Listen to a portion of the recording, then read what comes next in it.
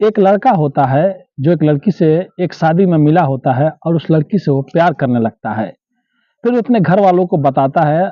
अब उसके घर वाले उस लड़की के घर वालों को बताते हैं और करीब 6 महीने बाद इन दोनों का शादी तय हो जाता है। और जिस दिन शादी होता है, शादी की रात, पहली रात, जब वो लड़का अपनी दुल्हन के पास जाता है और रात भर रुकता है, लेकिन जब सुबह होता है 6 से 7 बज जाता है और घर वाले सब कोई बाहर जगा रहे होते हैं कि अब बाहर निकल जाओ, आज पार्टी है, आज जो भी मतलब मेहमान है सब कोई घर में है। तब अंदर से कोई भी आवाज नहीं आता है। लेकिन जब खिड़की खोल के लेकिन जब खिड़कियों से झांका जाता है तो जो अंदर का नजारा दिखता है, सबके रोंगटे खड़े हो जाते हैं। जिस घर में गीत गाया जा रहा होता है, जिस घर में खुशी होती है, उस घर में रोना पीटना चालू हो जाता है।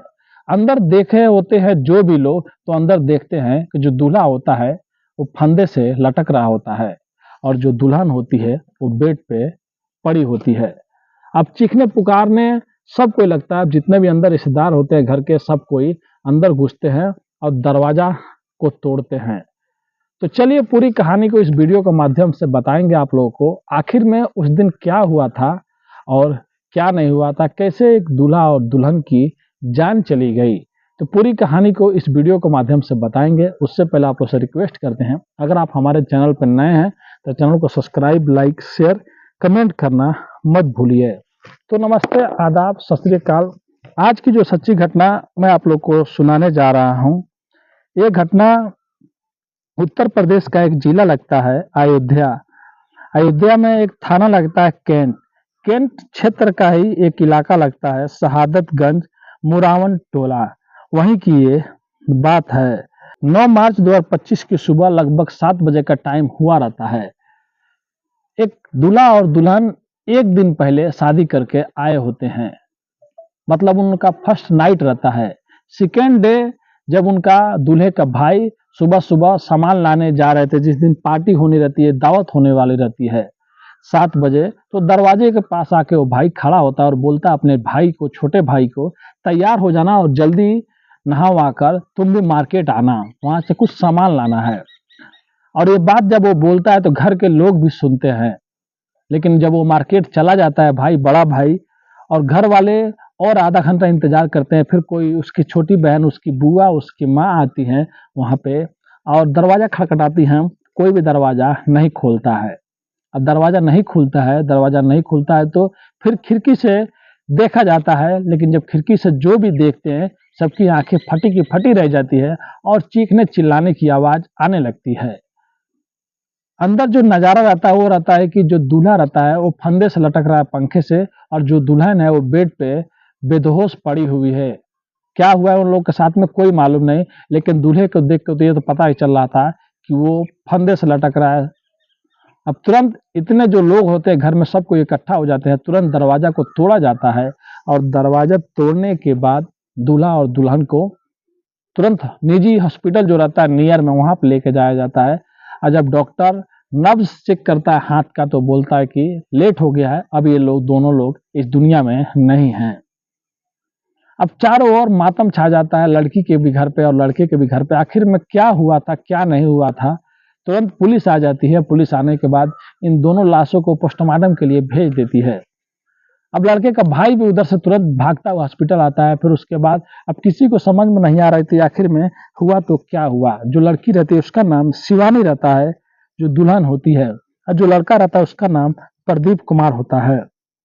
अब लड़की के घर पे भी पता चलता है, या जो इलाके के जो लोग रहते हैं घर में, सब लोगों से कोई ना कोई पूछ रहा होता है, तभी वहां पे पत्रकार लोग भी आ जाते हैं। आखिर दूल्हा और दुल्हन एक ही रात कैसे दोनों लोग की ऐसे मतलब मौत हो गई। जब पोस्टमार्टम रिपोर्ट आती है तो पुलिस वाले बताते हैं कि जो लड़की रहती है उसका गला घोट कर हत्या किया गया है, और जो लड़का रहता है वो खुद सुसाइड किया रहता है, मतलब वो अपने आप से लगाया होता है।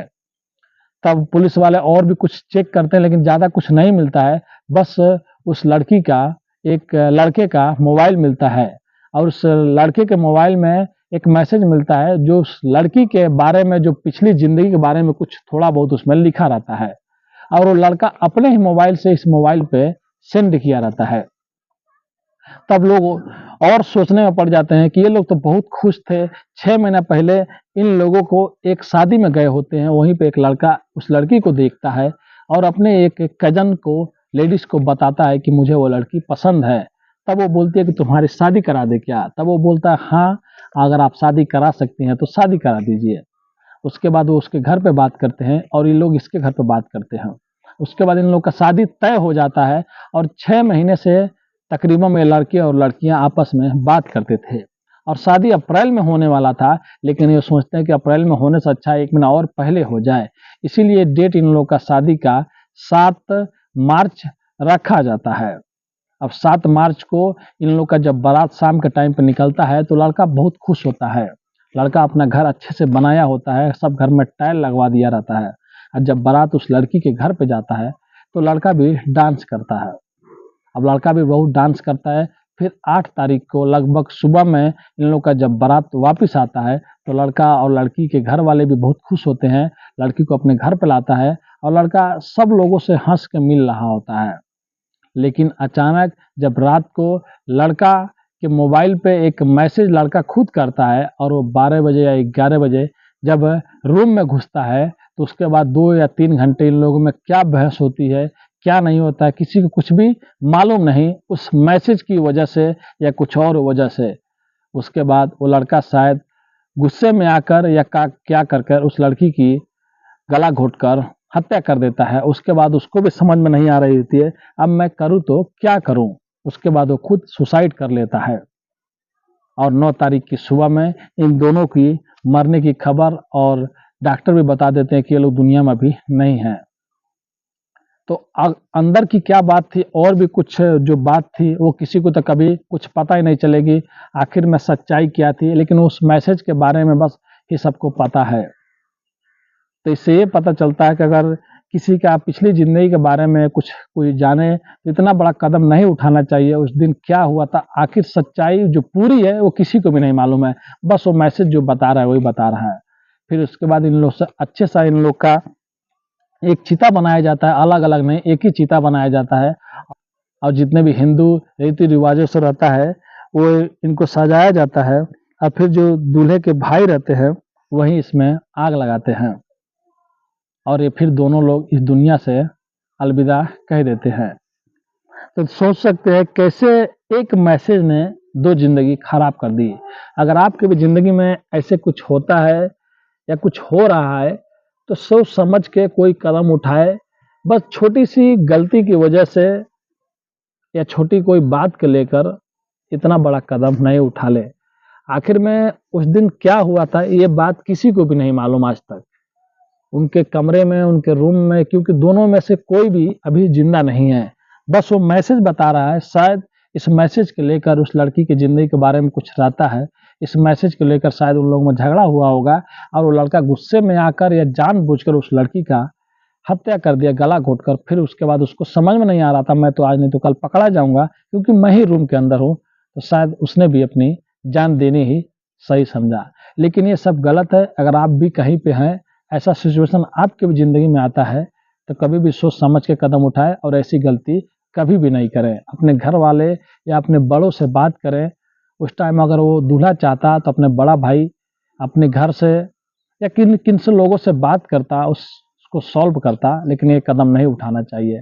तो आज की कहानी यही थी और हमारा मकसद किसी का भी दिल दुखाना नहीं है, किसी भी समुदाय, किसी भी लोगों का। बस आप लोग को दिल से सचेत करना है, आगाह करना है कि आप भी सचेत रहिए, सावधान रहिए और अपने फैमिली का अच्छे से ख्याल रखिए। अगर आप भी हमारा वीडियो लास्ट तक देखते हैं या थोड़ा भी देखते हैं तो प्लीज़ आप लोगों से रिक्वेस्ट है कि हमारे चैनल को सब्सक्राइब, लाइक, शेयर, कमेंट करना ज़रूर कीजिए, क्योंकि बोलने में कभी कुछ गलती हो जाता है तो अपने भाई को भी माफ़ कर दीजिए। मिलते हैं नेक्स्ट वीडियो में फिर से कुछ अच्छी कहानियों के साथ। अभी के लिए अलविदा लेते हैं। धन्यवाद।